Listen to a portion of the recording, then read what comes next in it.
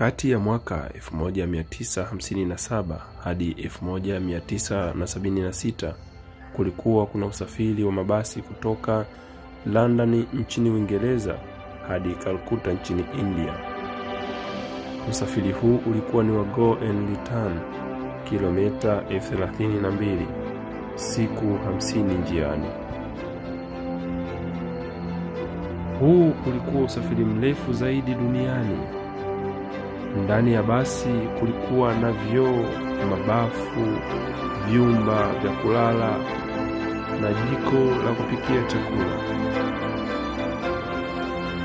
Nauli ilikuwa ni pound 145, sawa na shilingi 500 za Kitanzania. Abiria waliruhusiwa kusafiri na chakula pamoja na vinywaji. Basi hili lilikuwa likisimama Vienna, Austria, Istanbul, Uturuki na Teherani nchini Iran ili kuwaruhusu abiria kufanya manunuzi.